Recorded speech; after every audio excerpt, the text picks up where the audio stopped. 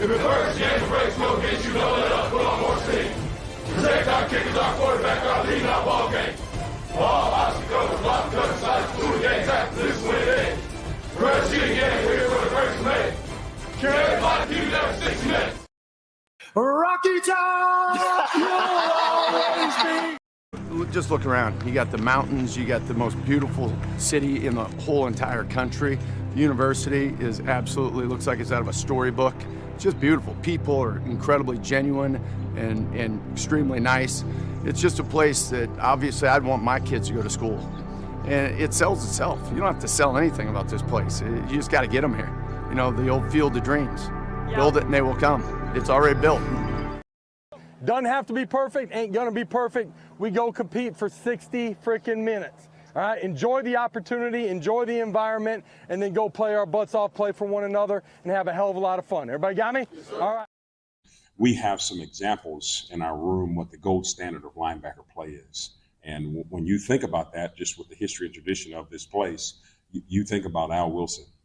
Well, to have Al Wilson in practice today, I think that really brought some elements to the guys in the room, and Edwin was one of them, because he is walking in the footsteps of someone like that for sure.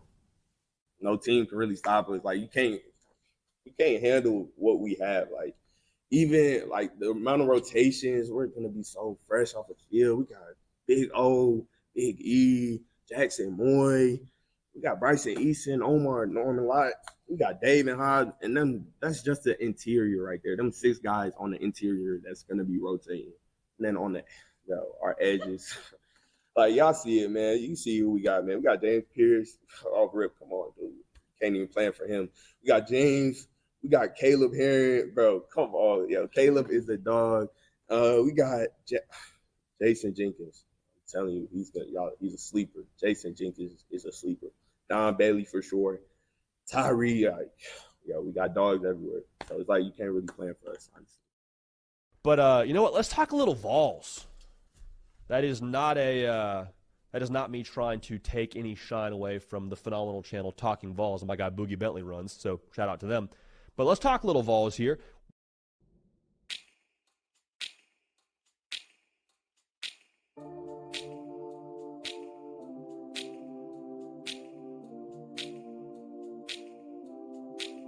Do you remember when we fell in love? I remember, don't worry. Do you remember? I remember how it all began. How could I ever forget? It's the first time. Do you remember? I can feel it. I can feel it. I can feel it coming in the air tonight. I can feel it. I can feel it. I can feel it. It's coming in the air tonight.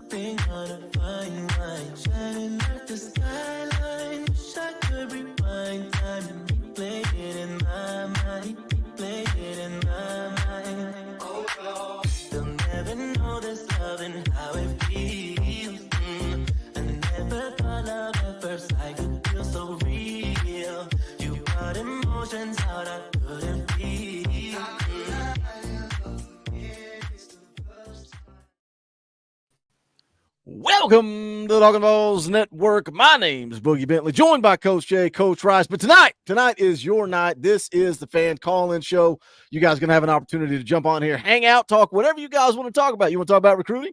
We'll talk recruiting. You want to talk about the scrimmage? We'll talk about the scrimmage. You want to talk about your favorite cheeseburger toppings? Coach Jay loves to ask people, build your burger. Maybe we'll do that tonight. I don't know. We'll do whatever you want to do. Coach Rice, I saw you licking your chops down there. I can see you guys in the back room. I can see you guys in the back room while the intro's playing. Joshua Joseph's talking. You getting fired up down there. That clip. Come on. I love that clip, man. Heck yeah, man. I'm like, let's freaking go. Because, I mean, I went on a tangent a couple weeks ago, just naming off the guys. And then for a player to do it in a live press conference, you know those guys are confident. And it's not like, yeah, there's some cockiness in it, but, like, it's good. It's like pride and, you know, very high confidence, I guess. And it's just, it's great to see, you know, that defensive line is going to bring it. You hear we're going to talk about the scrimmage, but man, you go to every level. You go to every level of that defense. You see glowing guys just ready to play some football. I love that his shirt said confidence while he's rattling all that off. But then on the flip side, Coach Jay, like as I was clipping that today and getting it ready to put on the live stream, I'm like, how pissed off is Rodney Garner when that gets back to him? Oh man, but here's the thing, I love that. Like, as a defensive coach, I love that. I like that it gets back to Rodney Gardner. Then I like that Rodney Gardner comes out fired up, and I like that he likes to give him baptism by fire. All this kind of stuff, man, is gonna sharpen that rugged rock into a shiny diamond, man. So I'm here for it. In one word. Pumped. Thank you, Teddy. Thank you for spelling that out for me. We're gonna talk a little bit about a little recruiting, a little bit of a bomb drop this week, and I want to talk about it with these guys. We're gonna kind of get into some opening comments on the scrimmage, then I'm gonna put out the link for you guys. But come on in, settle in. Sunday nights are always a long night. Smash the thumbs up, share out the link. There's only 167 people watching. I mean, that's a disappointment. Maybe we should just shut down the stream. Maybe I have failed you guys as the founder, as the godfather of the Talkin VAWLS Network. I've let you guys down. Coach I got Jay too much. left. I got too much football to talk about. Well, I mean, Coach Jay just left. He's like, "Boogie, it's not worth my time. I'm out." Okay. There could be zero. Share it out, guys. Share it out. There could be 3 people watching. It could be me, Coach Jay, Coach Rice with our cell phones rolling. And guess what? We're going to talk. If you guys could be in the back room after a live stream, my wife's like, "Are you about done?" She's like, "You went off air 45 minutes ago." I'm like, "We're still talking. We're still talking." Let's see who was in the chat bright and early. Wade Rouse was here. Says, "Go Vols. We're getting close, boys." Shout out to Wade. The man has the Talkin VAWLS Network logo tattooed on his body. Fish and Beans, always one of the first ones in the chat. Says, "Howdy, howdy." Chuck's here, as always. The welcome wagon is in the house. What's up, Chuck? Sword the Demon. Robbie S. is here. Says, "Let's go, Big Orange Nation." Trey, the ambassador, is here. I love how people have YouTube usernames, and I just dox them and say their real names to let everybody know who they are. Matt Dumit is here. What's up, Matt? Dan Porter. Cody Pope was here early. Andrew Fielding was here, dropping those custom Talkin VAWLS emojis. Duncan was here early. Nikki's in the house early. Jeff is here. Says, Dob Vol. He's talking about Josh Dobbs. That's got to be what he's talking about. Jason Price is here. Says, "Coach Jay caught one of your old coaching games on a quick cut. Nice work, Bryce. And that D were crazy good." You're muted. Oh, he's muted. Of course he is. Yeah, no. That's cool. Quick Cuts, cool software, guys. If go check it out if you can, if you got time.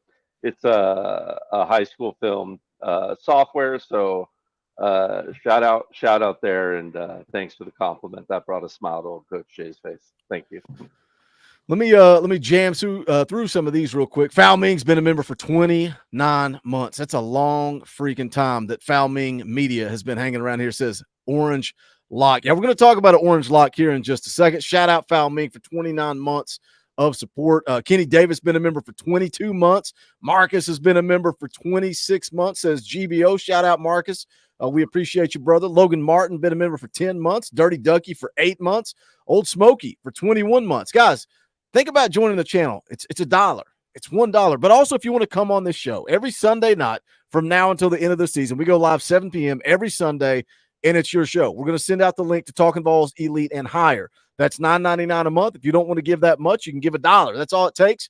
We kind of go down the list, see how many people want to jump on here, but we appreciate you members. The ambassador for 5 says, "Dorfy, bring the fire tonight, ladies and gentlemen. Shout out to the ambassador. We appreciate the super chat. Jeff drops a 20 spot. That's an Orange Boy. Let's play the clip real quick here for Jeff. Rocky Top, you'll always be. We'll also go update the leaderboard for Jeff because that's the biggest donation of the night. We appreciate the super chat. Jeff's top donation of the night. Vol World Order drops those orange emojis. Now, we got a Vol World Order shirt because if you're talking Vols, you're talking Vols for life. Go to bonfire.com/store/talking Vols. Pick it up. Link is in the description below. All right. Shout out, Jeff. We appreciate you, my man. Very generous super chat. Enough shills and plugs. Let's talk about the news that dropped this week. This news was so big that I made two videos within 2 days talking about David Sanders. And I played this clip in both videos, but I want to play it here because I want your all's instant reaction. Coach Jay, you know Steve Wiltfong, one of the best in the business, left 247 Sports, came to On3, doing the same thing. Chad Simmons kind of went a different direction, but Steve Wiltfong still putting in the crystal balls, the predictions, the expert predictions, the Fong bombs, the spoiler alerts. He said Ohio State. He said Georgia. He said everybody but Tennessee. And then the other day, this was on August the 8th. Does he sound deflated here? Let's take a listen to this clip. I was about to say, look at that face. He looks like someone his best cow just died or something. He is not happy. And I want you to pay attention. It doesn't show his face, but right out of the gate, you hear him go, like, just listen. Let's play this clip. Prior to August 1, before you went on vacation, you were giving the edge to Ohio State. At this point, would you still give the edge to Ohio State? Are they even? No, so I think I want to hear it again. You were giving the edge to Ohio State. At this point, would you still give the edge to Ohio State? Are they even? No, so I think when I'm talking to all my sources and adding up the intel, my best guess today would be Tennessee. But I'm not even going to play the full clip. I just want you guys to hear that part. Coach Jay, what are your reactions to Steve Wiltfong being extremely disappointed? And then 2 hours after that clip, and I drop a video, the Fong Bong comes in. How you feeling, Coach Jay? Man, I feel good. I'm eating all this up like a big 15, 16 ounce ribeye, cooked to perfection, wall-to-wall medium rare, side of lobster tail and crab legs with the really good warm drawn butter, and the lemon with the net that you can squeeze through and get a little citrus on there, man. Coach Jay, those are delicious comments. I love chat right now. Hold on. Sorry about that. I was working on something. Yeah. What are we doing? Anyway, yeah. Sorry about that. Side conversation. But Coach Jay, looking at this David Sanders commit, like he looks at Mrs. Coach Jay. I don't think that's what you're looking at. Yeah, like a fat kid that loves fried chicken. That's what I'm looking at it like. I'm excited about this, man. Hey, listen, when we started the film breakdown series back up this year, we started with David Sanders. He was the first one we did, and we did it for a reason, man. He was the most wanted man right out of the bat, right from the get-go. There is no other player that we needed more in this class. GMAC being a close second, I'll give him that, but David Sanders was numero uno. So I'm super excited about it, man. I'm going to keep my hand on the gun in the holster because this thing could still go down to the end. We all saw how a late push from a Oregon or something like that can happen, like it did with Brame. But you got to like where we are. You got to like that that certain other good starting tackles are starting to trend with Ohio State, which shows you that their collective and their command may be starting to go in a different direction. Yeah, and I second everything you just said. It's even got me to the point where I'm sitting here trolling Nebraska mods and Ohio State mods on their fan pages. Sure. So, it's got to that point. So, David Sanders, the reason why he, not only because he's the second best player in the class, the most, I'd say, other than quarterback, the most important position on a football team being that left tackle position.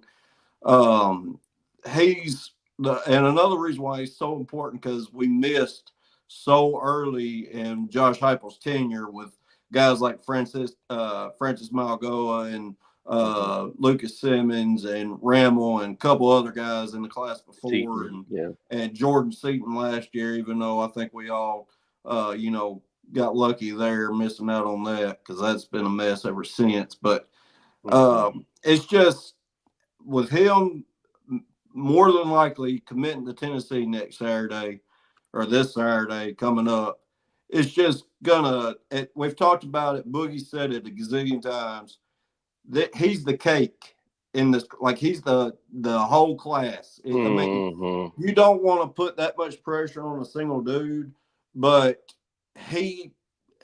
it's like if all as Tennessee fans, if we missed out on David Sanders, we're just deflated. I mean, do we love the guys in this class? Yes, but we did not hit what we thought the whole year what we could hit if we don't land David Sanders as far as class rankings and all that goes.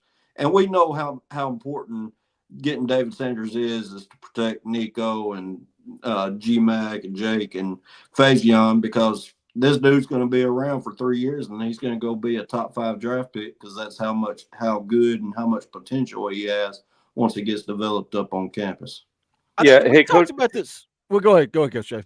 I was just going to point out and bring this comment in the comment section of Coach Rice. It's from Dustin Young. Shout out, Dustin. Coach Rice, if Tennessee, or Boogie too, both of you, if Tennessee rocks out this year, there you go, and Colorado stinks it up as expected, what do you do if Seaton comes to knocking? Coach Rice? Nope. I don't even. That is drama. That's a cancer. I hate to say that about a kid that I don't even know personally, but just seeing it from the outside in, like you just don't want nothing, no piece of that. What the culture, Coach Heupel, people say it all the time. It's hard to establish and build a culture, but it's easy to have one person come in there and destroy the whole thing. So you that's the last thing you want. Like the way he went about his decision was dumb. It was stupid. It was attention. But I would forgive that. But then he gets out there and he's been out there how many months and he's already getting in fist fights. And you could even blame that, right? You could even point fingers at Dion. Good Lord, don't get me going down a rabbit hole on Dion, a guy that a year ago I was like, man, he's saying and doing some of the right things. Now he's going into a media appearance and saying, oh, you're with CBS? No, I'm not taking your question. Next. And the guy's like, I'm based in Denver. Like I just work. Nope. Next question. And he's like, I respect you as a man, but I'm not going to take your question. It's like, no, you don't. You don't respect him as a man. Like, I think Dion is responsible for that culture, but Jordan Seaton, like Coach Rice said, may have been a blessing in disguise that he ended up at Colorado. But where's he going to fit in now? You got Lance Hurd for 2 years with David Sanders, right? Yeah. Look, you can never have enough offensive linemen, but I agree with everything that both of you guys just said. And if I were going to take Seaton, I mean, he would have had to leave after that fight. He would have had to been like, hey, look, I made a huge mistake. I don't care if I've got to sit out a whole year. I'm going to do the right thing no matter what that costs me and take that ownership. That's a step that I wouldn't need to have seen done in order to take him, and that step wasn't done already, which would give me great reservation no matter how much hat in hand he came with. Josh Heupel has paid a nice ransom for the culture that we have there, and I don't see him surrendering it for anybody. Exactly. Yep.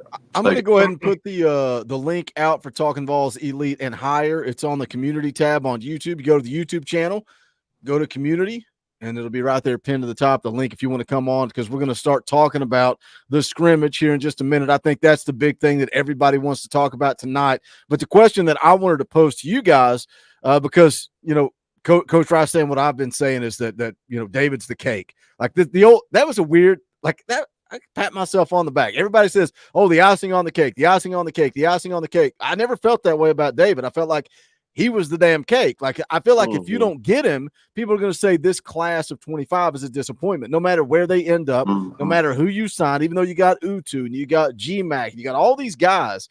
I feel like it would be a disappointment. So I think we talked about this. It may have been last Sunday. We were saying, like, it was before the Juan Gaston commitment, whatever date that was. And it was like, all right, if you get David Sanders, and then you add Juan Gasson or you add Josh Petty, where do you grade the class with Dave? Everybody's like an A. You add Juan Gasson or Josh Petty, an A+. So let me ask you this. What do you grade the class? Coach Jay, you go first, and Coach Rice, you chime in. What do you grade this class if you land David Sanders? And we'll go ahead and count Onis Conan as being in the boat. Mm-hmm. You add David Sanders, but what if you miss, Coach Jay? Where would you grade this class? Probably a B+, or just right on that cusp of that A-, but probably a B+.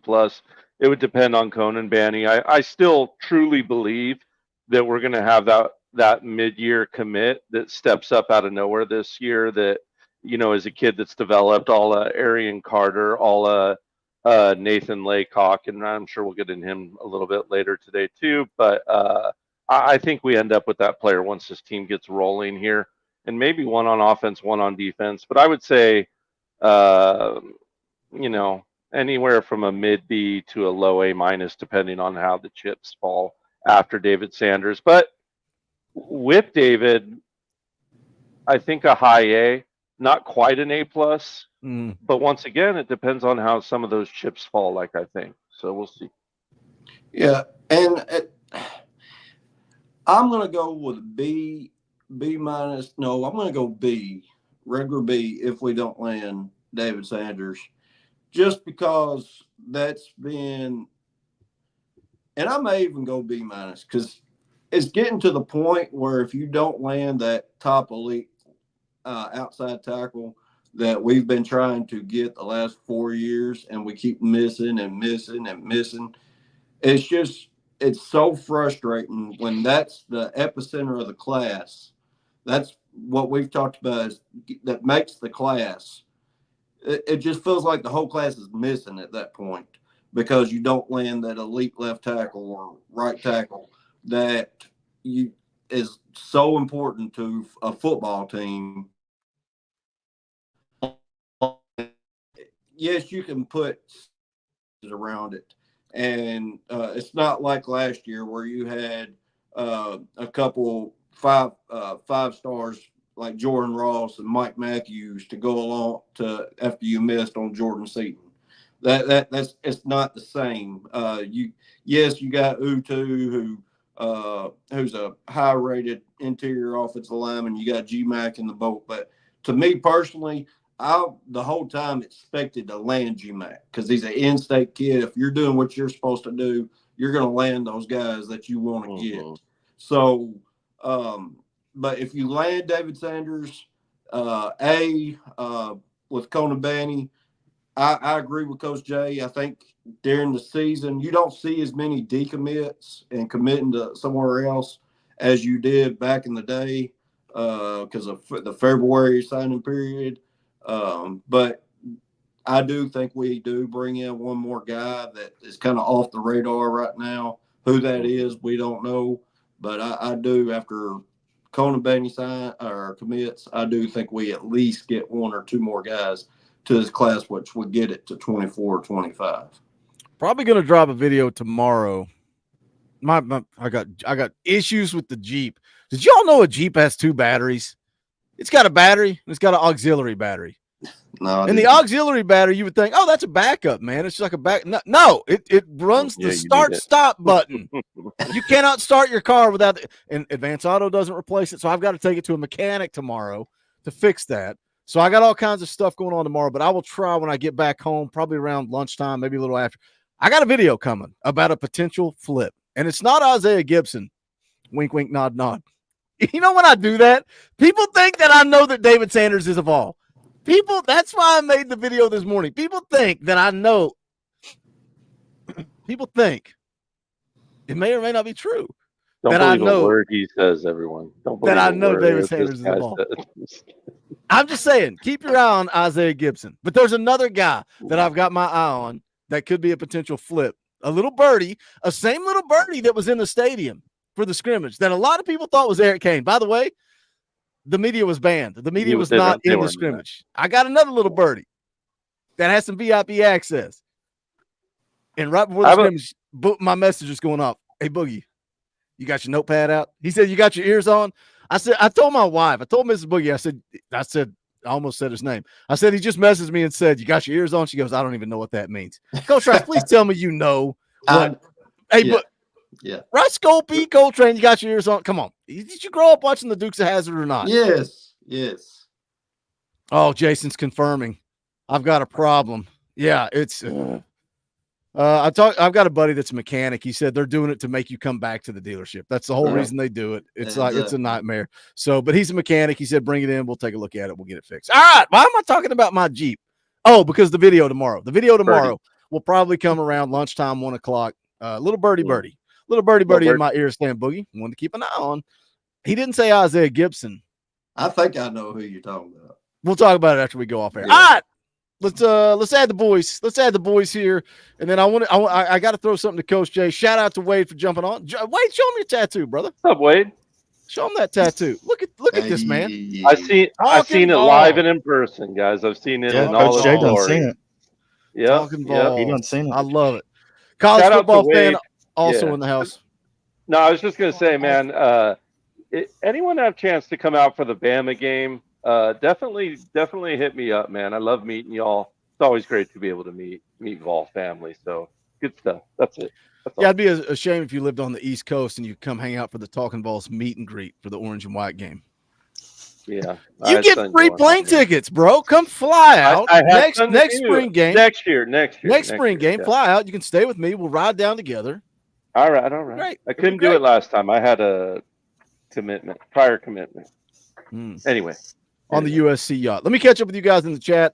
Sean Cross dropped a $10 super chat. Said, "Boogie, since I threw in 10, I'll only charge you 40 to get curb stomped on Tuesday."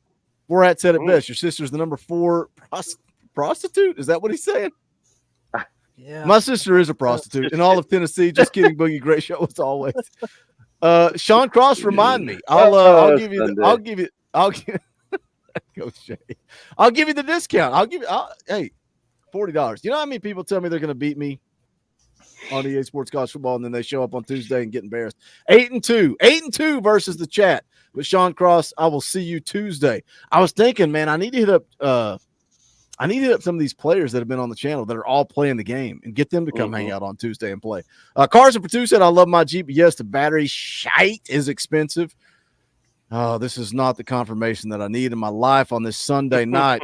Dave Morrison for 2. I'm a little late. I was mowing the yard. Well, Dave, you need to find a wife that will mow the yard for you, because that's, by the way, it's my 23rd wedding anniversary.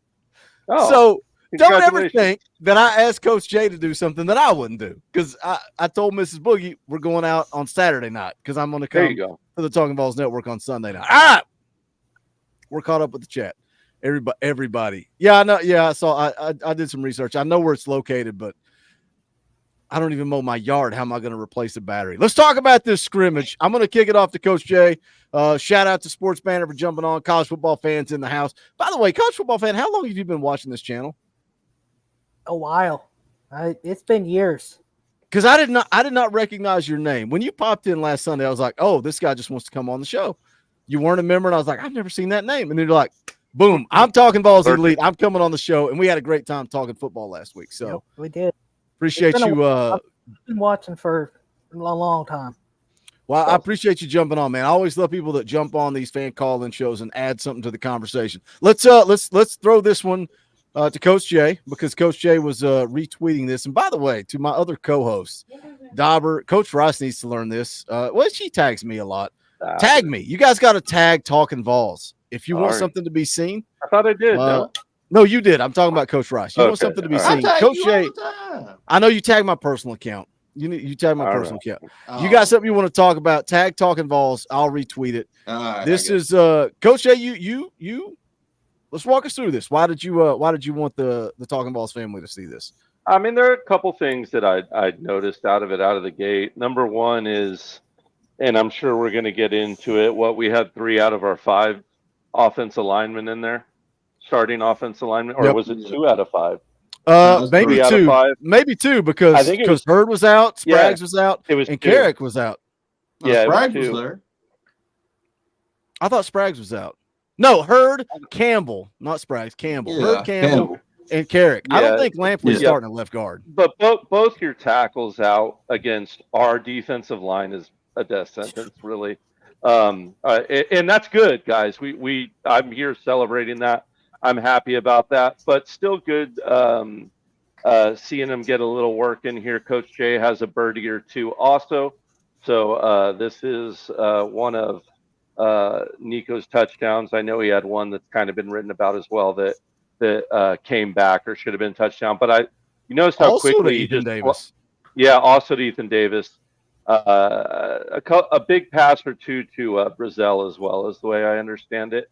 And then besides that, cornerbacks locking down with a quick pressure coming from the defensive line.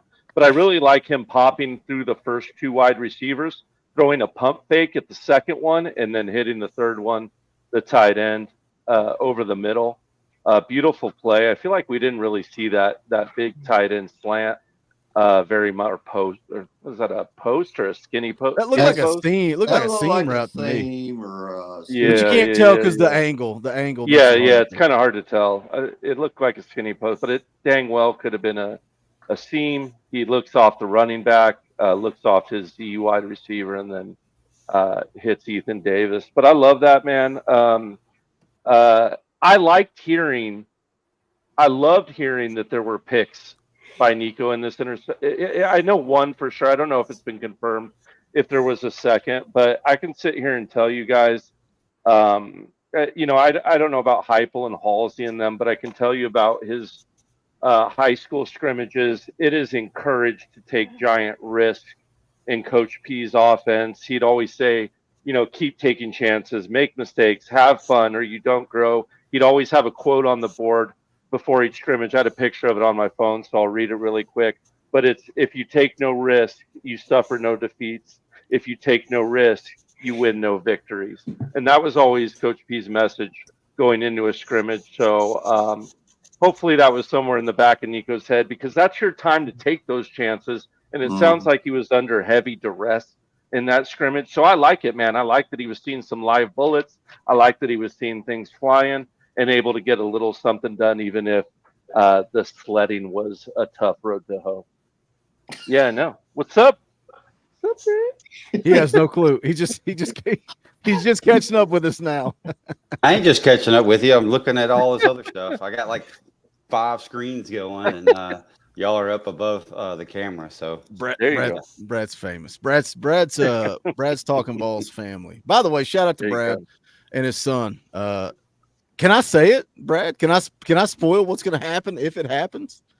Or should we sit on it? I mean, you can. He doesn't watch, and the wife is doing some cleaning. So go ahead. Brad's son plays high school football, and he's getting some eyes on him. He's getting some eyes on him. And Brad's already said if he gets a D1 offer, he wants to do it here. It doesn't matter if it's Tennessee or not. Brad's Talkin VAWLS family. We're going to do that commitment live right here on the Talkin VAWLS Network. I don't care if there's a Tennessee hat on the table or not. So that's just something to look forward to. And we, what is he? Is he going into his junior year, or is it? Yeah, he's going into his junior year. Yeah. Okay. So that's a lot of time to grow, a lot of time to develop. That'll be fun to keep an eye on. Going back to the Nico touchdown, my response to Coach Jay tweeting it out and talking about it was, I'm just excited about them utilizing the tight ends over the middle of the field, and hearing that Nico and Ethan Davis connected again, even though it got called back. That still excites me. Let's just everybody kind of chime in. Coach Rice, you can kind of jump in here first. What are your thoughts about that throw? Nico looking off guys, making that throw, using the tight ends over the middle of the field. Yeah, well, I mean, I sent you a message. You can see in Coach Heupel's press conference the giddiness and the happy. Like, he's just so ready to get this team out of the football field, even though he knows he needs the rest of this camp to get this team fully prepared. But he knows that he's got something great going on with this team, and he's got a QB he's decided to work with to get the ball to all the weapons they've recruited and got on the team. And Ethan Davis is just going to be one that's going to – I think the whole tight end room is going to be one that's really going to blossom this year, show Tennessee fans more of what Coach Heupel could do with the tight end room. I know the last few years, Preston Fayette was kind of little different. They used him all over the field, but we've known as our tight ends just blocking scheme guys, and they'd every once in a while make a play. Well, I think that's going to change this year. I think we're going to have a couple of X factors at tight end outside of our wide receivers and running backs who are also big time playmakers. So I love every second of it. I think this offense is going to keep growing and expanding and evolving. As Coach Heupel, as you know, as an offensive coordinator, you got these pesky defensive coordinators like Coach Jay over there that's always trying to figure out how you're going to stop that scheme. Well, as an offensive coordinator and offensive coach, you constantly have to evolve with your scheme. So I'm looking forward to what Coach Heupel and Coach Halsley and Nico do this year with all the different weapons they got. And Ethan Davis is definitely going to be one of the key ones. Sports Banner, any comments on Nico hooking up with Ethan Davis, the way they utilize the tight ends? And then we'll get into more scrimmage talk. I just want to talk about that one particular play right now. Oh, yeah, the way he hooks up with it. I love watching him, first off, talking about when he looks off receivers, little things like that. That's one thing I really like to see out of especially a young quarterback. That tells you that, he's beyond his years already. And then using the tight ends to me is a huge deal. If I'm not mistaken, wasn't it Ethan Davis who he threw the touchdown to in the bowl game? Am I wrong on that, or is it? No, I think it was Callie. He threw it Okay. last orange and white, or what was it, this past year orange and white game? He had a little scramble play, rolled out and hit Ethan Davis up the sideline, and that kind of lit people up. Yeah, I remember that too. That was a good throw. But I like seeing him use the tight ends. And I love to hear the fact that Ethan Davis is challenging Holden State. Like the competition is the great thing. Just to feed off that, Nimrod challenging Squirrel. I love that. And then I love hearing about Leafcock putting in the hard work, not transferring. I'm an old school guy. I love to hear about guys putting their foot down and say, no, I'm going to earn my way on the field here. So I love that. I loved hearing about that. And as far as Nico using the tight ends, I'm all for it. I hope they're a much bigger part of our game this year than they have been especially last year. I believe Hooker, if I remember correctly, he went to the tight ends some, which was good. But last year we hardly ever used them. But with the receivers we have, the tight ends are going to be there. So yeah, I'm really looking forward to that. Yeah, just real quick note, guys. We targeted the tight end on average twice a game last year. Twice. But again, why? Go ahead and throw that dart. Why? Why? Well, it's on my next note. But and I'll just say it right now. The one thing that really perked me up, because you can't take too much out of scrimmages, right? They're designed a certain way. You have this, you have that, right? I've come out of scrimmages thinking I have an awful team when I've had a great team and vice versa. But the one thing that did perk me up is, I don't know if y'all remember, but after the scrimmage last year, Heupel came out hot and he used a couple buzzwords. He said, our communication and our operation is bad right now. We're not communicating how we need to be getting the play from the sideline onto the field effectively. And he was mad about it. I remember on one of these fan call-in shows, we had a big to-do about it. And one of his first comments out of the gate was, we did a great job communicating and operating from the sideline onto the field. So that I did kind of take a little bit of a note of. Can I pat myself on the back? Because when that quote came out last year, that's when I think I threw the first dart at the dartboard. Because I said, you got a 37-year-old man in Joe Milton running your offense, and we're having trouble with operations.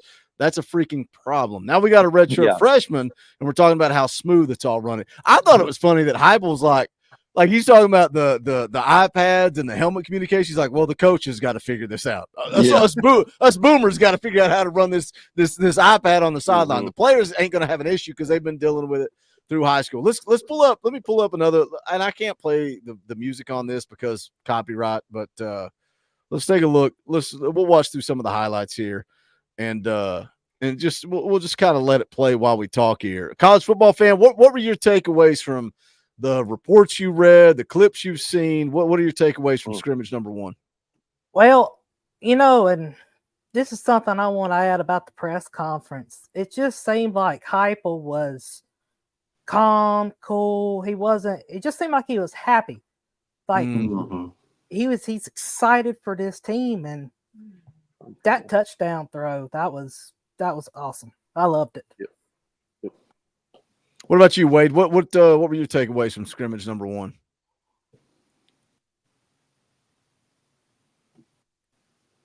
I think Wade, since media days, you can go back and just see the excitement from people, and I think this is going to be a real good team. And from the reports, am I buffering? Yep. You buffered a little bit. Yeah, we got you. We got you. What about you, Brad? Takeaways from scrimmage number 1. Man, I kind of commented about it in the chat earlier. I'm just glad. I'm super hyped for the season, and I'm just glad we came out of that scrimmage without any major injuries. Yeah. You know, the guys that are coaches, you know, y'all know it, y'all see it. You guys have had players get, you know, some major injuries in scrimmages before the high school season starts, and you know, they can completely deflate the whole season. And man, super excited to piggyback on what someone said earlier about how Coach Hype just seemed confident and was almost giddy when he was talking about the team and the scrimmage.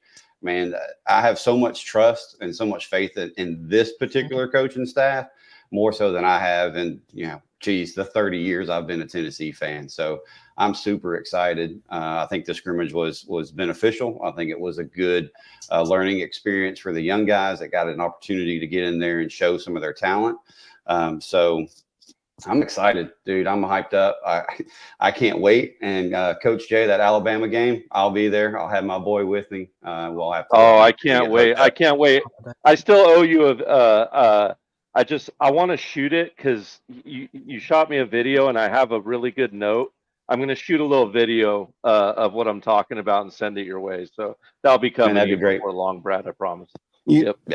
And to piggyback off of what everybody's saying, the reason why Coach Hype was so giddy and, you know, calm and feels like he's got the team that's ready to go out and be a playoff contender is because look at the coaching staff, look at the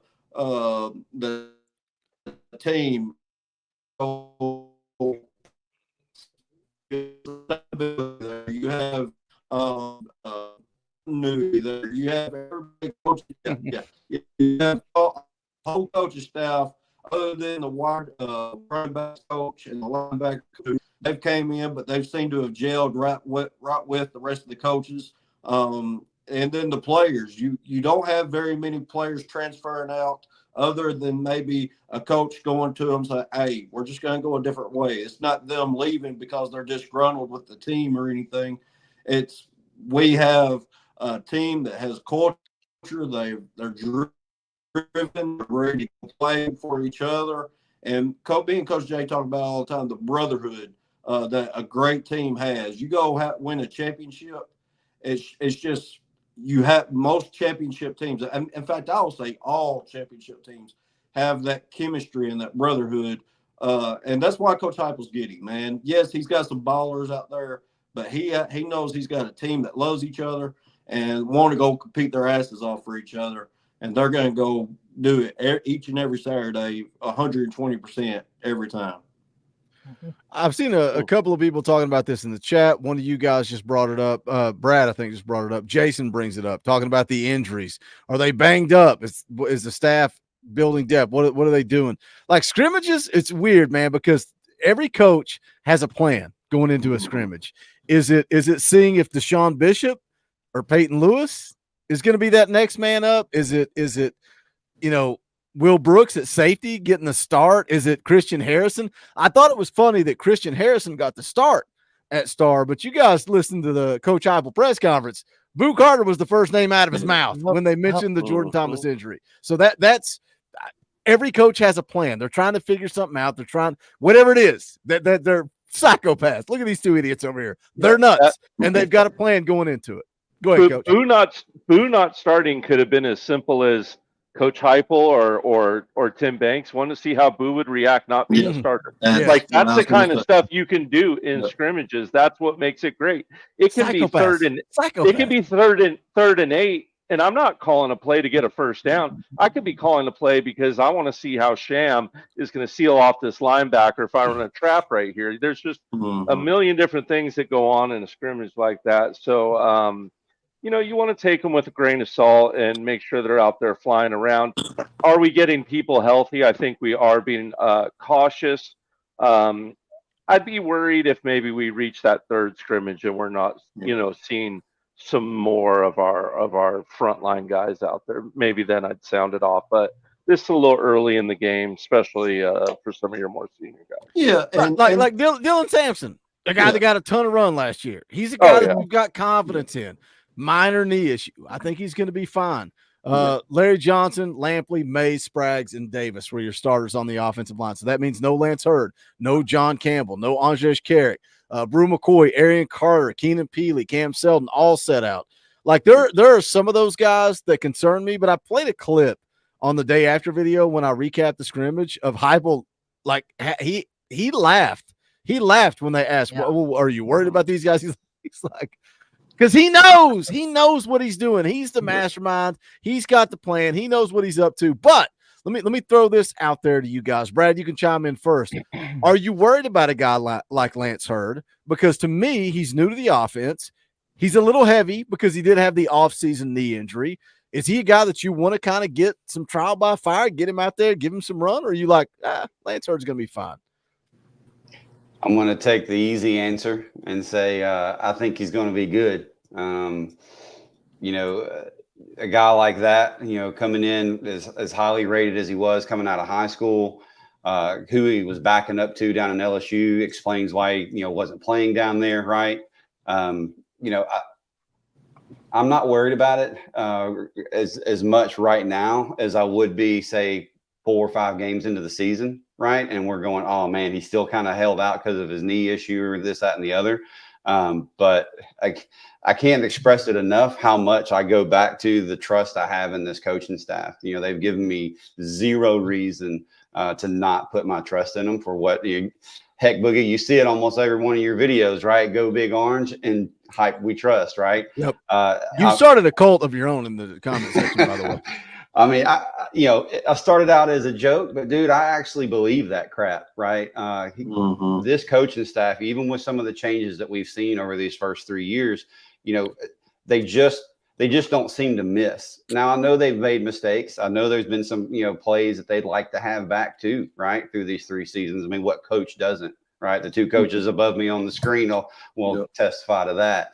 But man, I think with Lance Hurd, I think he's, going to be ready to go when his number's called and when he's told to get out there and go. I think this coaching staff's going to have him ready. And I just hope, right, that he's able to rehab on that knee injury, maybe drop a little weight, get to the weight that they want him to be at, and man, go kill it. Yeah, and just going off everything you just said, Brady. I mean, it's literally Coach Heupel. He knows what he's doing. Coach Boogie just said it earlier as well. There's no one that knows this team better than Coach Heupel. He knows what his guys know. He knows what they need to get in, what type of effort they're putting in on the side, what type of film work are they doing when they're not able to get out there on the field.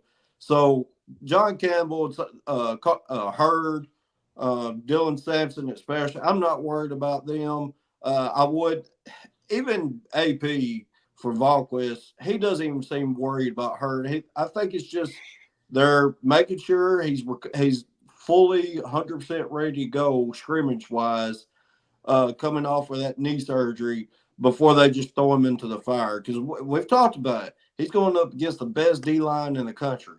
And is it doing you any good when you can't go out there 100% and when you're going up against guys like James Pierce? And I mean, what's that doing you any good? Are you going to lose confidence because James Pierce is burning you every time because you can't get back on that drop step? I don't think it's doing you any good. But the rest of the guys, like Arian Carter, I definitely want to see him getting some work. Second and third scrimmage.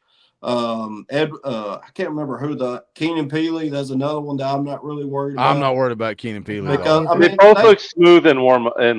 I mean, they are warm ups, but they both the day after practice they both look really I smooth in think a their lot running. of it was just logistics and who can we get in, like the Deshaun Bishop thing. I think he's making a firm run. Him and Peyton Lewis as being your two A, 2B. Because I Don't mean forget about Tennessee's Khalifa Keefe. He's probably going to win the Heisman. yeah, well now Nelson surely thinks We so. got a shirt. We got a But shirt dropping next week. yeah. Sorry, So Nelson. I think Peyton Lewis and Deshaun Bishop, from everything I hear, I love that they're getting some reps because we know what we're going to get out of Dylan Sampson. So I'm definitely not worried about it. Let me hit this super chat. I want to play devil's advocate, but as you were talking, I was like, I'm going to play devil's advocate. And then I argued with myself in my head, and I'm like talking to myself. It's very weird, but I'll bring you guys into that conversation. Johnny Freeze for 5 says, hey, Boogie at work now, so can't watch. Don't know if you've seen Alumni Hall is selling Chosen One shirts. I wonder where they got that idea. Well, we ripped it off from Hendon Hooker, and then Alumni Hall ripped it off from us. They dropped that shirt. What was it, Coach Shay? Like a week? I think it was like a week. It was right after. It was right after we dropped it. They dropped it, but hey, I ripped it off from Hendon Hooker, so it is what it is. Best of luck to Alumni Hall. I think they're making plenty of money. They don't have to worry about it. All right, so let me argue with myself. Let me tell you guys the argument I'm having with myself right now. As Coach Rice was talking, as Brad was talking, we're talking about injuries. We're talking about Lance Hurd. Hey, he's fine. He's going to be fine. When he's ready to go, he'll be ready to go. Anybody that's ever done mixed martial arts, jiu-jitsu, boxing, whatever the case may be, you can drill all day. You can go through drills, and, man, you feel like a boss. And then you live spar, that's different. Live action is different. There's being in shape, and there's being in fight shape. There's drilling, and there's live action. So Lance Hurd going through drills is one thing. Lance Hurd being in live fire is another. So now let me give you the counter argument to that, and then we'll let Sports Banner jump in here and see what he thinks about Lance Hurd. The counter argument to that is Lance Hurd's going through 11 on 11. Lance Hurd is going through full practice. He just didn't scrimmage, right? He's still getting that live action, 11 on 11. Like, it's not like he's just sitting out doing one-on-one drills.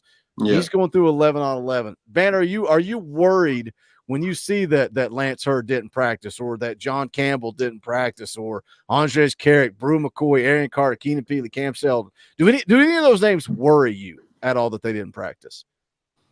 No, I don't worry. I'm not worried about it. I believe, any coaches I've ever been associated with, and teams in general, they use scrimmages not just to play the starters all the time. I mean, it could just be a simple question of they want to see how these other guys are going to do in those situations. And to me, that's all it boils down to. I just believe that they're just getting looks at these other guys. And at worst, it would be nagging injuries. You're not going to have somebody out there if they have a little nagging injury, just at the chance of making it worse. So it's not something that's going to keep them out or anything, but it's something you want them to get cleared up before you get them back into scrimmages and stuff. But I think it's more of a depth development thing than anything. I believe they're just getting to look at these other guys in the situation with running with the ones. And I think that's all there is to it, really. I don't think it's anything to really read into. And seeing Heupel at the press conference, I mean, he didn't have any concern in his face. So he laughed. He laughed about it. Yeah, I mean, I trust what Coach Heupel, what he does and says, and his reactions. I mean, if he's not saying there's an issue, then I don't believe there's an issue. So, yeah, I'm not worried about it at all. What about you, Wade? Any concern? Any thoughts on the injury stuff? Not this early. I mean, it's just the first scrimmage. I mean, if it's scrimmage 3 and guys are getting held out, that's kind of where I would start to worry about something, because by scrimmage 3, they need to be out there getting the live action all they can. Because this first scrimmage is kind of like the first game of preseason. Yeah. I mean, you get your starters out there, you let them play a little bit, and then you take those guys out and let your younger guys play on, because you need to see what you got behind your older guys anyway. And that's the only way to do it, is to get them out there in live action. So I'm not really worried about it. I'm pretty sure I heard that like most everybody that set out of the practice was practicing today. And you don't know what goes on behind the closed doors too, who all's getting what. They may be working off to the side when the media is there, but when they get on 11 on 11, everybody's practicing. They're all getting good work. And they're practically scrimmaging every day. They're playing 11 on 11 every day. So they're practically getting their scrimmage in, but if you get into scrimmage 2 and 3 and guys are still not able to go, I mean, I understand getting them ramped up, letting them play a little bit, but if scrimmage 3, you got guys that's not going, that's new to the offense or defense. That's kind of when I would start to worry about it. But this early, I mean, they're kind of trying to ramp these guys up. So I'm not super worried about it at this point. Now we get later on, it may be something like, you know, to worry about. But like Brew McCoy, Dylan Sampson, people who's been in the system for a while, not worried about them at all. Like let them. You don't want them to get dinged up and start the season with a nagging injury to start it off, because then the whole season they're gonna be having injury problems. And you also got to think about, you have a glorified scrimmage first game of the season and the third game of the season. Sure. Because I mean, NC State, yeah, you get really got to matter, but yeah. But that first and third game are pretty much. I mean, that gets you ready for SEC play. Get those guys in and out. Get some depth building. So that first game, that's when you hope Hurd is ready to go. Do you know how roasted I'm going to get if Tennessee beats NC State by like a touchdown or like a field goal? I'm going to get destroyed. I'm going to get destroyed. Not going to happen though. I don't either. Not going to happen. I'm not worried about it. He's kind of go ahead. Wade. NC State, they're a defensive heavy people like Kentucky, and that just don't match up well with Josh Heupel. You're going to go score to score with Nico in this offense? You think NC State's going to go score for score? Oh, no. No, not at all. Nope. By the way, I'm laughing at the chat. I don't know why y'all are talking about Dave Hooker, but some dude has decided that he's going to comment on every one of my videos now and say, I agree with Dave Hooker. And I'm like, agree with what? Like what? With what? That he's jealous of how many subscribers we have? Like, I don't know. I don't know what they agree with him on. I agree with Dave. Shout out to Dave Hooker. He's a boomer. He's an idiot. I've never listened to his show, but I insult him all the time. I wouldn't recognize him if I saw him at Walmart. If I passed him at Walmart for fun. Yeah, that's what we've done. That's what for fun rivalry. The chat has created this rivalry. I wouldn't know Dave Hooker if I passed him at the gas station. I would have no idea who he was. No clue. Boogie, that's your wrestling villain, right? That's your there you go. Apparently so. But I would like to at least like to know what he talks about or what he looks. I don't even know what he looks like. But he likes to say my name. So shout out to Dave Hooker. We appreciate the plugs and the promotion. The little birdie in my ear, by the way, just sent me a message. I don't even think he knew I was live. He or she. we don't leave this thing wide open. Yeah. He said, interesting note. And after he sent this message, I said, can I say that on air? He said, sure, it's what happened. I said, okay, because I'm live and I'm about to say it. He said, wear it out. He said, interesting note post scrimmage. Anybody that watched the day after video or read VolQuest or Go Vols 247, the defense dominated the scrimmage. Mm. They didn't just win, they dominated the scrimmage. He said, interesting note post scrimmage. Defense ran wind sprints sideline to sideline for quite a while after the scrimmage. Offense did. Yes. Offense left the field without conditioning. Rodney is getting them ready. Yep. Coach, we got to throw this to the coaches first. Coach Jay, what are your thoughts on your unit? Your unit just dominated Coach Rice's, and you got Joshua Josephs going to the. Is this Joshua Josephs? I don't believe it, and here's why I don't believe it, because there's a touchdown on tape. That's not domination.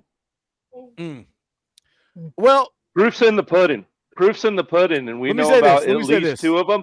I'm not saying they didn't kick their butt. I believe they did. I know the little birdie that was sitting in the stadium watching. There's a difference between total domination and kicking someone's tail. I'm not saying they shut them out. They didn't shut them out. That's all. When I got the message that said it was total domination, I said, "Hold on a second." I almost said his name. I almost exposed everything. I said, "Hold on a second." I said, is this line of scrimmage or is this everybody? He said, Boogie, it's everywhere. It's in the secondary. It's at the second level. It's at the line of scrimmage. It was domination by the defense. But again, you had three of your starting offensive linemen out. Yeah. But let's get back to the discipline here. Making a unit that won. You don't have to say dominate. They won, Coach Rice, and you're making them run. Yeah. Well, I mean, it's two things. One, Tim Banks and Rodney Gardner and those guys are trying to create a standard that defense is unmet. Like, we can be an elite defense. Coach Heupel said it at some point. I can't remember when, but he knows that if he wants to get to a national championship, there can't be just we've had 1 year of solid offense, 1 year of pretty solid defense, and you see where we end up. We ever get those two combined, we're going to be a national championship contender. And Tim Banks don't like the reputation that this team is just all about offense. If you want to go be dominant, you got to have an elite defense. And so the way you do that, you make those defensive players, one touchdown is not good. You Exactly. want a shutout.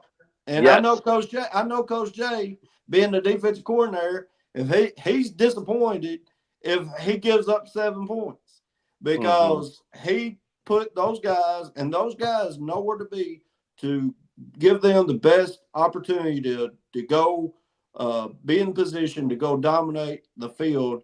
And that's what Coach Banks and Coach Heupel wants from this defense. And so why they're being disciplined, that's one. I want to continue this conversation, but when somebody calls me out, I'm going to expose them and make fun of them.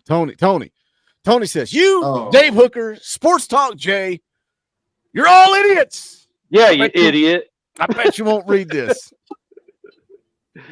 This reminds me of a good old friend of mine named Carolina Jackpot. Let me tell you all a little story. Everybody come on up. Oh, that idiot. Everybody scoot your chair. Pull your chair on up. Pull your chair on up to the campfire. Pull your chair on up to the campfire. Let me tell you a little story, Tony. Tony, let me tell you a little story. Am I an idiot? Is Dave Hooker an idiot? Or is Sports Talk Jay an idiot? Or are you an idiot? Because you watch us all, right? So Carolina Jackpot said that me and Coach Jay and Coach Rice, we were all idiots because we covered the live commitment of Christian Gass. He said he's a 3-star. Well, he's a 4-star. First of all, you idiot. He's a 4. I know South Carolina doesn't recruit many 4-stars. He said he's a 3-star. Well, he's a 4-star. So we did a live commitment covering Christian Gass. And Carolina Jackpot said, look at these guys. They're desperate. They're begging for money. They're shelling for money, covering a 3-star live commitment. Meanwhile, he made an entire 10-minute video talking about us. So who's winning? The guys that are covering college football and recruiting, or the guy that's talking about us? Coach Jay's like, disavow, I'm out. So, Tony, who's an idiot? Me and Dave Hooker and Sports Talk Jay, or you for watching us? So shout out. What's a Dave Hooker? What's a Dave Hooker? I've heard some things about Dave Hooker that I won't repeat on this show, but I don't know the guy. I've never listened to the guy. Let's get back to talking football. Sometimes the troll wants to troll, and I want to make him an idiot. So, one question: was Carolina driving his car when he made this video about it? You know what? Definitely. I want him to stop making football videos and just tell me what's in the van. I got potato chips. He delivers potato chips. Something. I don't know if he delivers them. He eats them. What is happening? This Sunday night is turning into a Tuesday night. Y'all are dragging me through the mud. Y'all are dragging me. Deshaun Bishop looks like a good running back for SEC football. No, I want to come back. God bless America. Y'all dragging me through the mud. I love it. Sunday nights Sunday night. Sunday's the new Tuesday. That's what's happening here right now. That's what's happening here. But whatever. Keep telling me that I'm taking advantage of people. Did you deliver your potato chips for free? I'm just curious. Anyway, let's move on, because somebody thought the offensive line was a concern because of the way that the defense dominated the day. And the little birdie also sent me a note and said there was not a running back on this football team that carried the football more than 5 yards. But that's also on film. You're missing. There's a 5-yard run on film, or like a 7-yard run. Are you trying to call my birdie a liar? I'm not calling your birdie a liar. I'm just saying that a knee-jerk reaction to a scrimmage can happen pretty quickly. That's all I'm saying. Sure. I guess is all I'm saying. Yeah. Well, let's just say this. I think the defense, once again, let me go backwards. I think the defense kicked the offense's butt. I'm not trying to make that statement, I guess is what I'm saying. That's all. Foul me. Welcome one and all to the mud. But I think it's fair to say that Tennessee didn't have success running the football. But Oh yeah, again, agreed. This is where I want to segue this to. You had 3 of your starting offensive linemen out. But college football fans, does that make you a little concerned about staying healthy on the offensive line? I mean, not really. I mean, he had them sit out for a reason, you know. So, what was the question again? I'm sorry. Are you concerned about the depth of the offensive line and them staying healthy? No, I think the offensive line, I think it's the deepest it's ever been. You know, but that goes to the trenches all the way around. You know, Mm-hmm. I think we have the depth now. I'd take that the defensive line. It just shows how good the defensive line is. I mean, Yep. You don't have your 3 of the starters out there. You're expected with what's supposed to be the best defensive line, which we all think is supposed to be a great defensive line. I mean, you want them to go out and dominate. If you got your 2s going against the best D line in the country out there, what do you expect from them? Yes, you want them to go out there and compete and bust their ass and do what they're supposed to do as far as they're doing it, executing wise, being where they're supposed to be. But you're going against a top 5 draft pick in James Pierce. I mean, Dane Davis got He's exposed. going to go out and make a top left tackle for Alabama. Well, look at what Iowa did to Dane Davis. Exactly. They destroyed him, and James Pierce is going to do the same. Joseph's going to do the same. Jason Jenkins is going to do the same. I'm sure they were eating all day long. And then not only that, you take away the only ability to counter that, which is to really scramble, because I guarantee you one thing, there was a quick whistle in the mouth of every referee when anyone got within breathing room of Nico, right? Yeah. But is that what you Nico, but do you want a scrimmage called tight? You want it called tight so you can kind of teach, Coach Jay? I want the scrimmage called to help benefit whatever my end goal was, and it's impossible to know what that was because I'm not in those coaches' head. That's what I want. I mean, always I'm scheming and scamming. Give the offense the advantage because our defensive line is so dominant. Yeah, but then you could come out and say, "Hey, look, I want the defense to come out and kick the offensive butts for a scrimmage." And I'm not saying that happened either. I have, once again, no idea what the end goal of the staff was, if it's just getting them some time. What you said about boxing, UFC, football, it's right.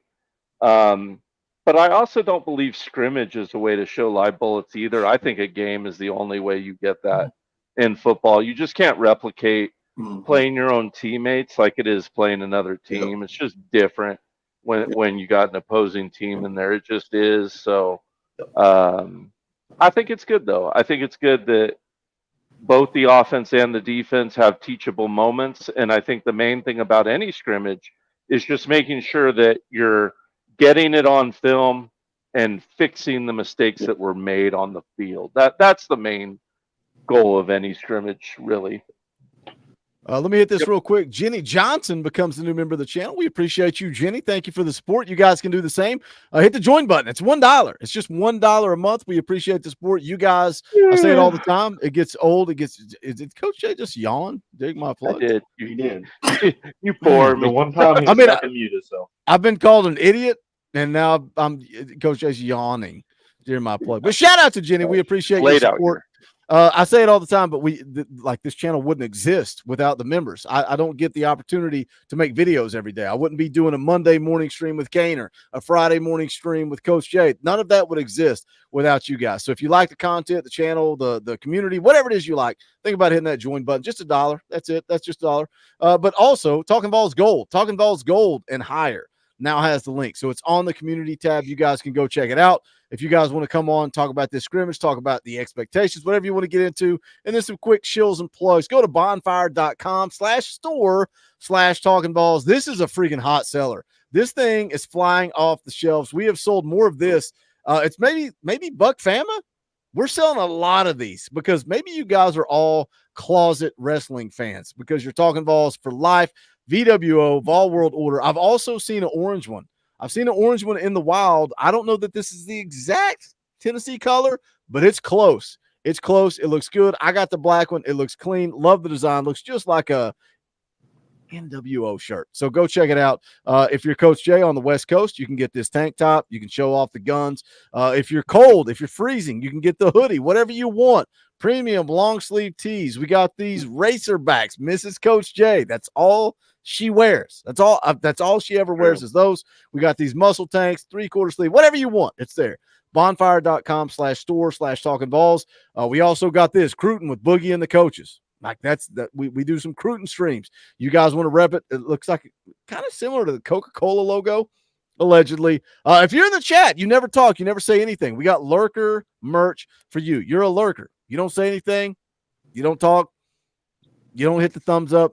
You want to rep the brand, you can go get that lurker shirt. All of it's at bonfire.com/store/Talkin VAWLS. We appreciate any and all support. All right. Where are we? Did anybody join the show? No, nobody wants to come on. Did somebody leave? Did I offend somebody? No. Brain says, I've ordered the black and orange VWO and Kentucky's Daddy, just waiting on the mail. Appreciate you, my man. Appreciate the support. All right, let's throw one to Wade. Wade, anything else? Takeaways from the scrimmage, running backs, any wherever you want to go, man. The show is yours. The floor is yours. I just think going back to talking about the defense, and the defense won the day. I mean, are we supposed to really be surprised? You got two young running backs who haven't gotten playing time that's running the ball for you. And then, I mean, our defensive line has been good since Heupel and them took over. First year they were everything we had. And then for every other time they've just gotten better as the years gone on. They've recruited better, and they've gotten a lot better over the years, and now they're nasty. I mean, they're 15, 16 deep now, and that sounds like we're going to rotate them a lot. And I just think, and then you got your linebackers that's going to be really good this year. I just think our defense is going to be really nasty, and then our offense is going to be back to doing what it does. I think they slowed it down. And what nobody's really talking about is last year also was Halsey's first year as the offensive coordinator. Yeah, he's been a quarterback's coach and all that, but that last year was the first year for him to take the reins and actually be the quarterback's, more than just the quarterback's coach. And how much of that was him saying, hey, I was a quarterback, I want to be more friendly and slow things down for Milton. I think now they're going to be running it back to the 22 year. I mean, it may be better than the 22 year. Who knows? I mean, I wouldn't say that in Nico's first year, but I think they're going to be just as good as the 22 year.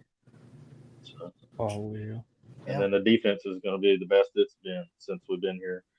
There's a reason they didn't try to stop the secondary from leaving.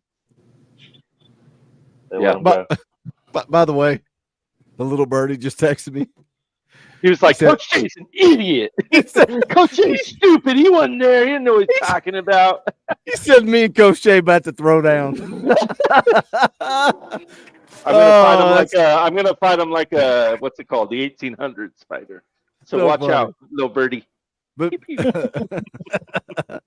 oh man, Matt came I in love it. Then he bounced. Brad, what about you? Any other comments on the scrimmage? There, Matt's back. What Not really anything new, but kind of back to what we were talking about earlier and being concerned, right, about the offensive line depth because the defense was so dominant. It's the first scrimmage. The defense is supposed to win the first scrimmage, right? Like you expect it. It happens every year. I think I saw someone comment that, hey, the whole scrimmage season of 1998, the defense was dominating the offense. I mean, it's to be expected. To go back to, does it concern me about the offensive line depth? No, it doesn't make me concerned off of one scrimmage. But what do we do as fans, right? We're fanatical, so we're going to have knee-jerk reactions to the first time that we get to see something right in the fall or see some highlights and some people talking about, I guess, real gameplay or real style type of gameplay.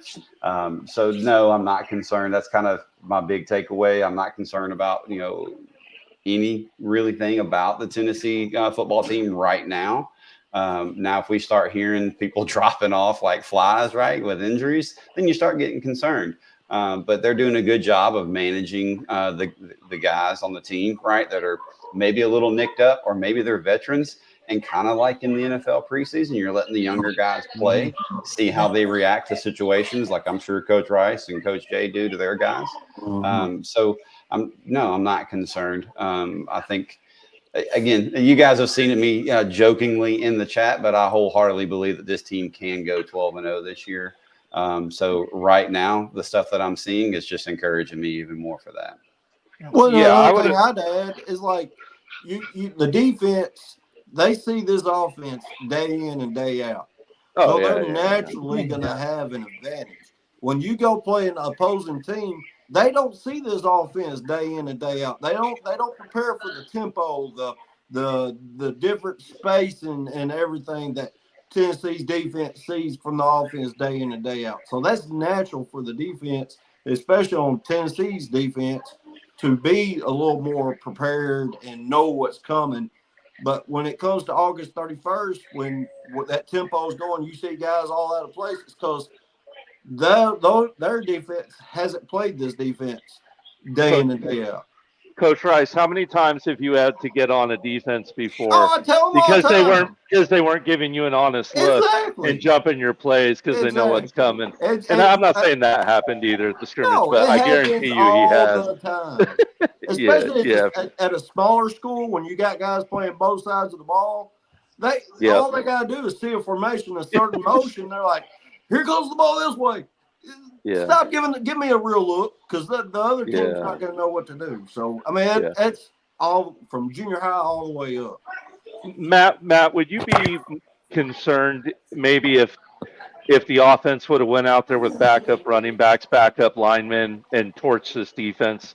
Would maybe then you've been a little concerned?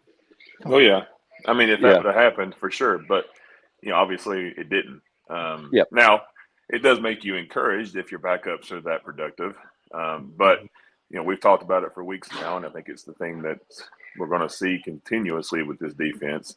It's going to be the anchor of this team this year, and it's the most depth we've ever had. The 13 rotation in the line. I did love seeing the highlights and the comments and all the of the secondary was awesome to see, and awesome to hear about. And I think that's one of the most encouraging things coming out of this, because we know that Nico's not making bad throws and bad adjustments. There's going to be some freshmen or some redshirt freshman things that happen. But it sounds like mostly they were making plays, and that's the thing we've really dealt with. So, if they would have went out and put up 40 points on this defense, that would have changed things, but it didn't happen. The defense did what they're supposed to do. They come out, punch you in the mouth. But just like you guys said, as a coach, it happens in all sports, right? If everybody knows what's going on, or you see in my sport that I coach as a baseball coach, and you continuously see the same picture over and over and over every practice, you kind of know their tendencies, but other teams don't. So that what makes you excited, 2.5 weeks from now, 3 weeks from now. What would fire you up more, guys? Like if we came out of scrimmage, number one, it was like, man, Nico dominated. They put up 60 points. Defense was terrible. The secondary couldn't cover. But instead, we're hearing Jermod McCoy picked off Nico, and he made a play. I'm excited about the that. The secondary played really well. The defensive line, I'm like, let's go, boys. This offense is going to score points. Yeah, and I'm high on Jermod McCoy. I'm high on Ricky Gibson. I'm ecstatic to hear it. I think that's awesome. And once again, we all see Nico's going to take care of the ball in an actual game. I truly believe he's going to go out there and take risks. But like Matt said, too, we're hearing that this is things the defense was making plays on, and that I love. I love to hear that they're stepping up like that. That's awesome, man. We need it. We just flat out need it. I'd rather. By the way, that Jermod McCoy film breakdown has like 6,000 views now. Oh, that's cool. I love it. I love it. If you haven't watched it, go watch it, and you'll be high. By the way, I kiss Coach Jay's ass all the time. He was all over Jordan Ross. He was all over Jermod McCoy. And guess what? After he said it here first, the media jumped on board with it. Coincidence? They all watch Talkin VAWLS. Shout out Dave Hooker. Hope you're having a good night, brother. I cut somebody off. Go ahead. It was me. I was saying I would rather hear that Nico's making mistakes in practice. If he is making mistakes, it may just be the DBs or making the plays, but I'd rather him make the mistake in practice and them pull him aside and say, hey, this is what you did wrong, and this is what we're going to do next time. That way, and you heard it last year that he's really good about not making the same mistake twice. So let's go ahead and get all them mistakes out while we're going through camp, and then when we get in live game action, we won't have these mistakes, which will be also a really good thing with these tablets and stuff being on the sideline, is being able to go over there in game and just saying, hey, look, you see this safety, he keeps creeping up, or whatever the case may be, and then you'll be able to exploit that on the next drive. And if you make a mistake, you can show where the mistake came in. So I think those are going to be really helpful in this season too. We've seen Nico a couple different times, and even in the Iowa game, and then when he came in last year, he loves hitting his check down to the tight ends. Without, the one highlight we've seen offensively has been the dart he threw over the middle to Davis and the score. I mean, and I saw your comment, Boogie, on social media on Twitter about the excitement of throwing the football over the middle to the tight end group. And with Kitzelman coming in to add to the guys we have, I mean, that just opens up more lanes, and to the outside of what our scheme does. But I think you're finally seeing some athletes in that position, which is very, very exciting, with the ability of a guy that can move around in the back, throw on the run, all the things we have seen.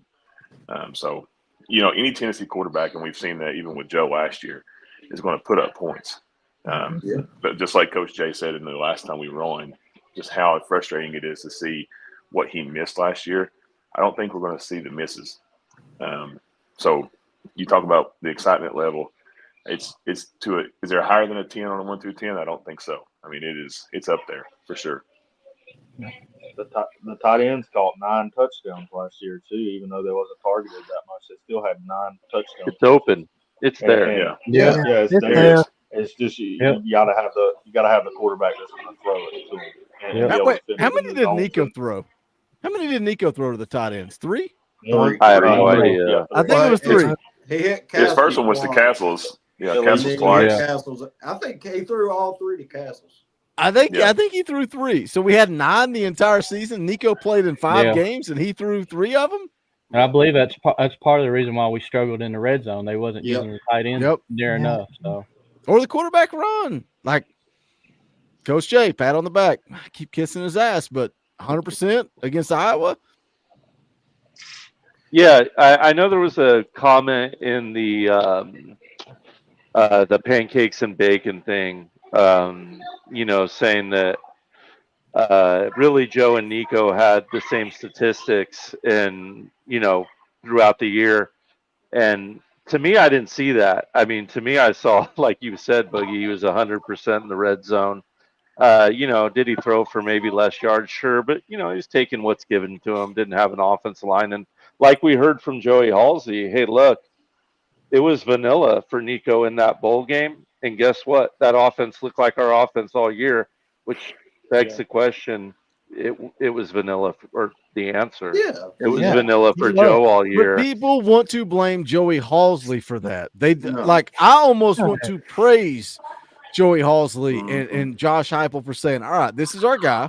This is who we're rolling with. We're going to dumb it down and kind of shape this offense around what he can give us versus asking him to do too much. If this is the guy and this is going to roll out there, let's shape the offense where he can have success. Now, that said, you roll into the bowl game. What do you got? 3 weeks to prepare? You're going to completely change the offense for Nico? Or are you going to say, hey, this is the way we've been practicing all year. This is the offense we're going to run. And you went out and won 35-0 and people got a problem with that? Come on. Well, and you talk about we talked about it before the bowl game. We said they're not going to change. Me and Coach Jay said it multiple times.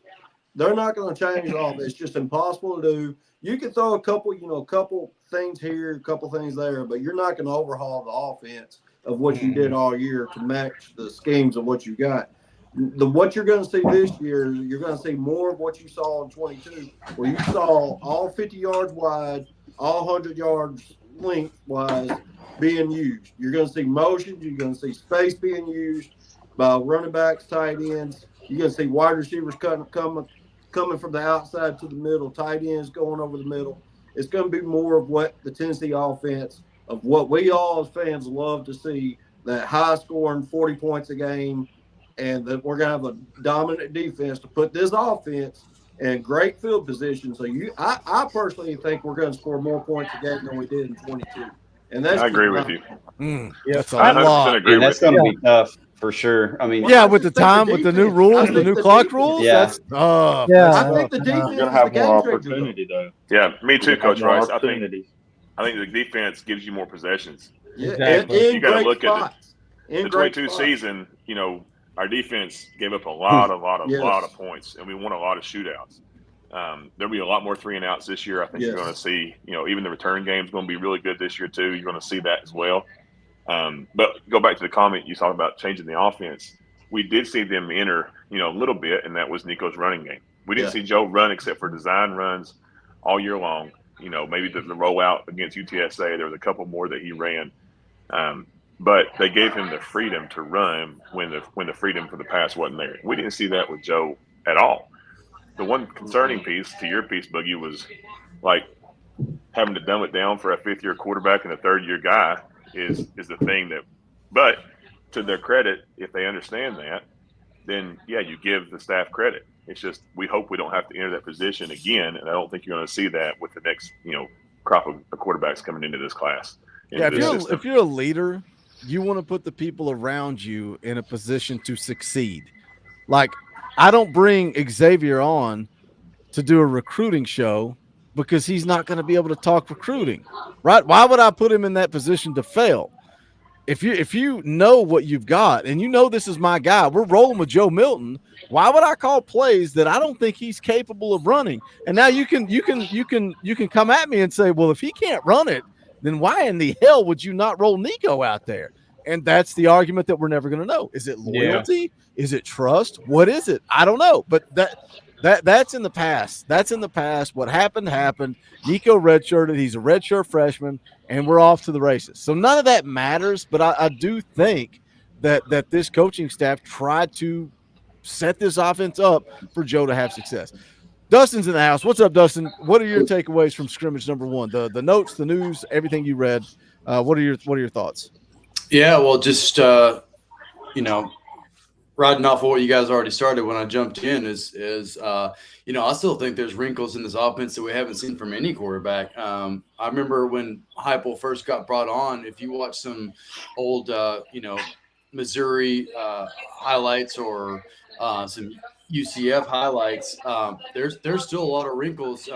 Maybe not so much in the passing game, but in the running game, the way they pull and do different formations of just that. There's a lot of variety still that is out there. I think we probably saw the most variety with Hendon, but I think there's still a lot of wrinkles in there that we haven't quite seen yet. And then even with Nico, we still might see a different flavor than what we've seen with the other two guys, because the style of play is just kind of slightly different all across the board. I don't know. We haven't seen it yet. I don't know if we have as many explosive plays down the field yet. We haven't seen Nico quite uncork it yet. That's what I'm interested in to see, if he's got that confidence to let it rip rather than holding the ball or trying to run as much. But I definitely think that there's in a whole half of the playbook that's still out there yet to be seen. But as a whole, the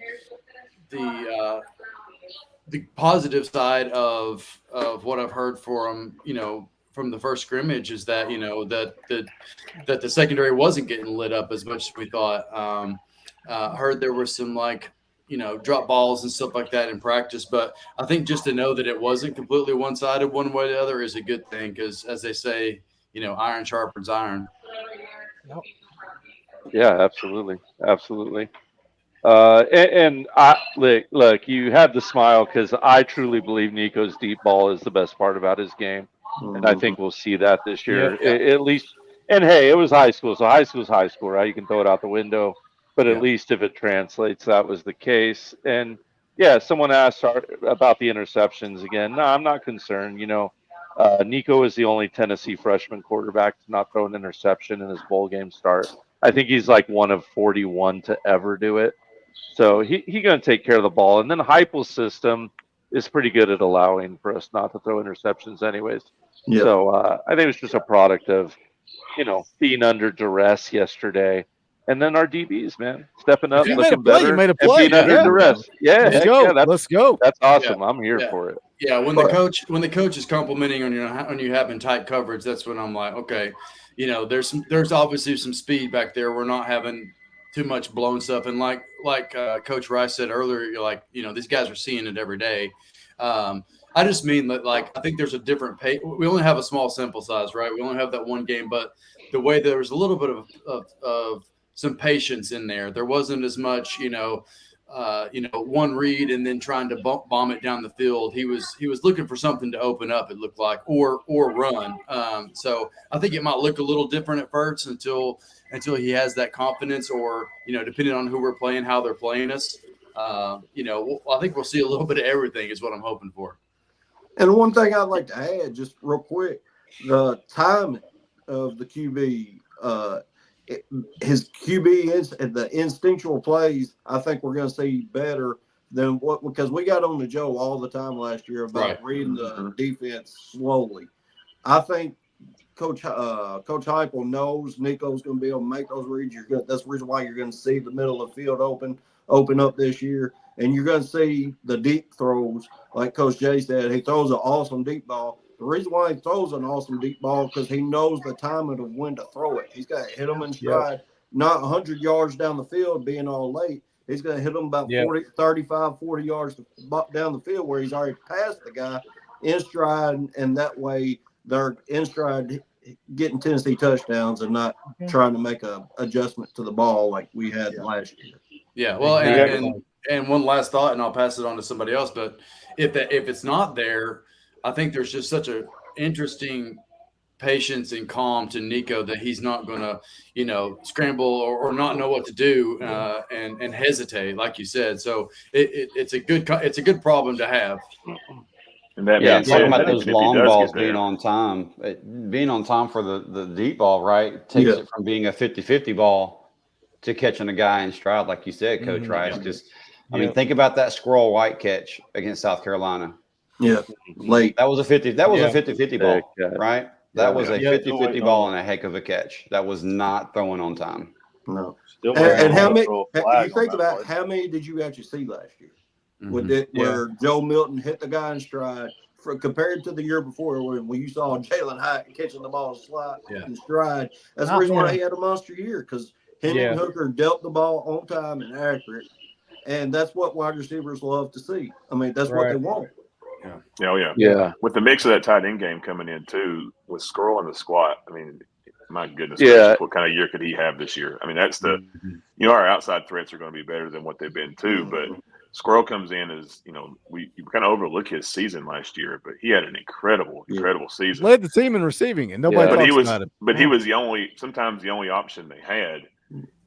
Throwing him in the slot with the ability of tight end help, but also too, Coach and Captain D there, Dustin. But when he does have that moment where nothing breaks in, there's nothing there. Nico's legs are going to help out a tremendous amount to buy time and make time for guys to get open too. I think that's I think we're poised to see one of the best offensive seasons that Tennessee's had. That's including Hendon. He runs like Hendon. He escapes pressure like Hendon.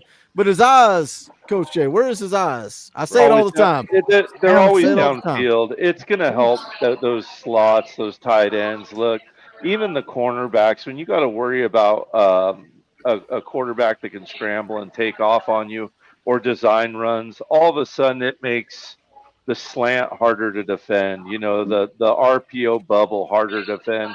When we were running the bubble screen last year, you barely ever saw the RPO off of it because, quite frankly, as a defensive coordinator, I had never believed, just watching the games as a fan, I never believed Joe was keeping the ball on RPO, ever. And if I never believed it, the other team never believed it. When you go back and you watch the film, they didn't. It's why they were on top of that all the time.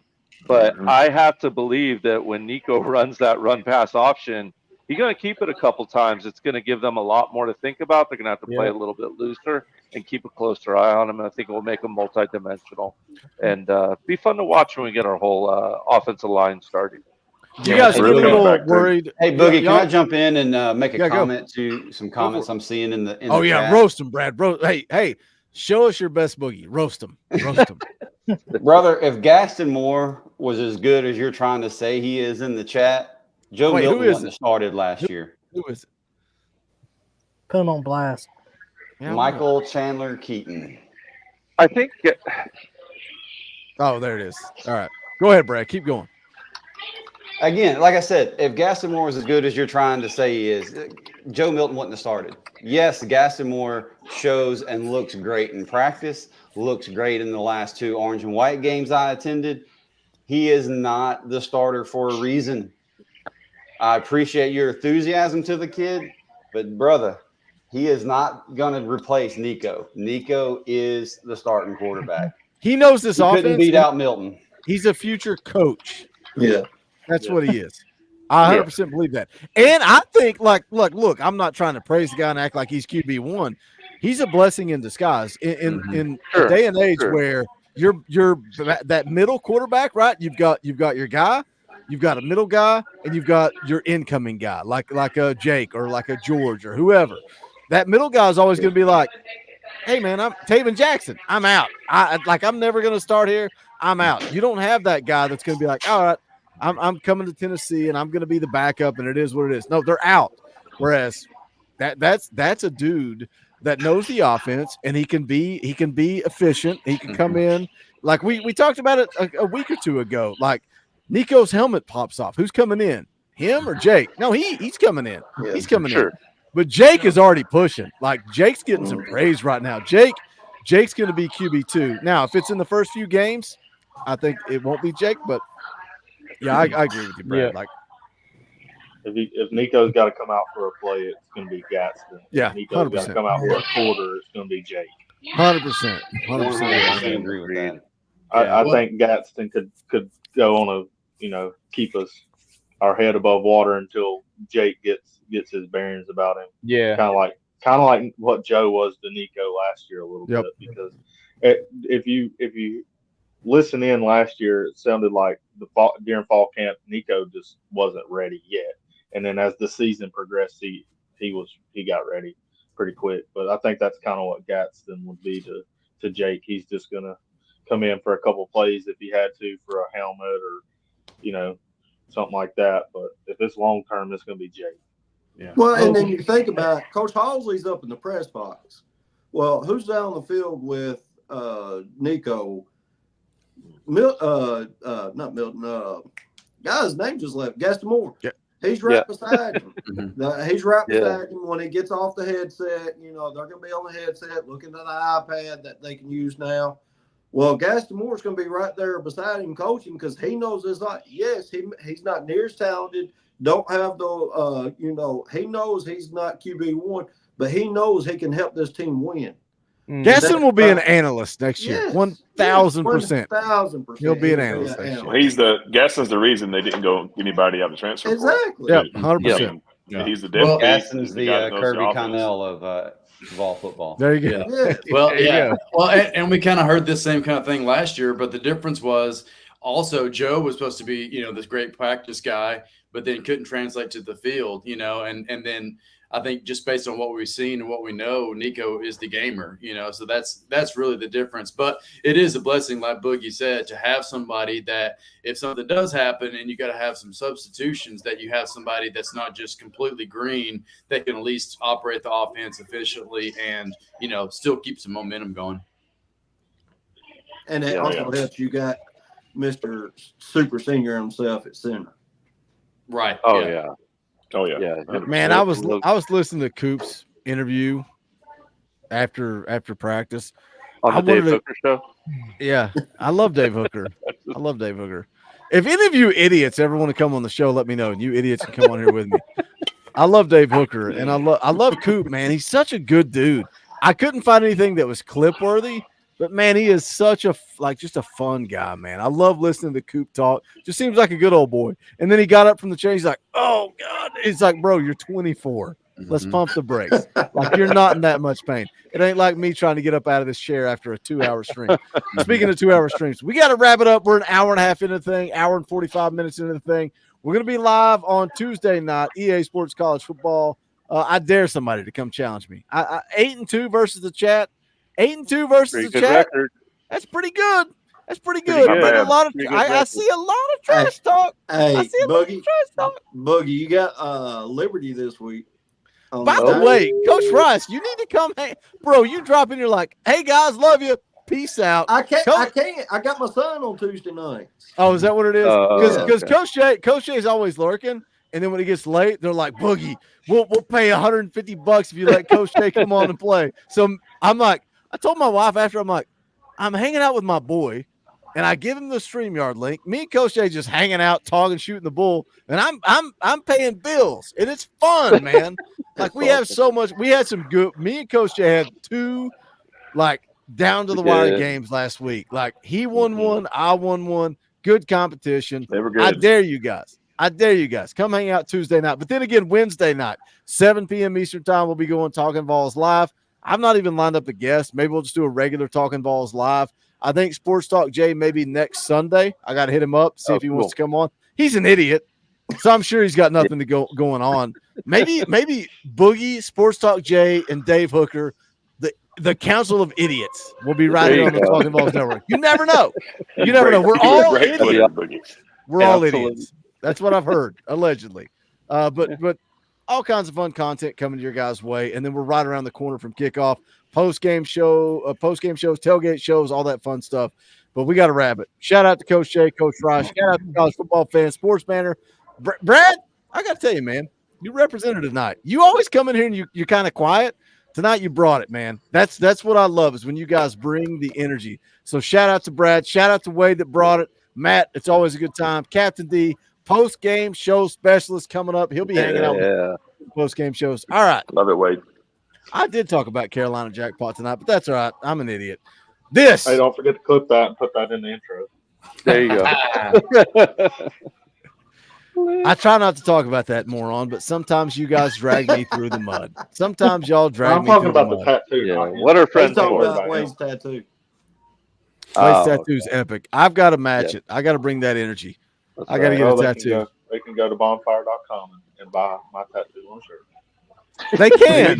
Like you got, man, I ripped off your tattoo for a t-shirt. All right. For all these clowns, for all these idiots, I'm an idiot. They're idiots.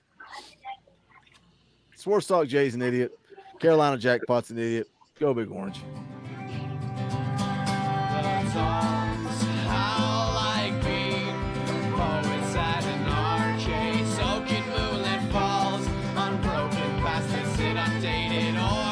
That we call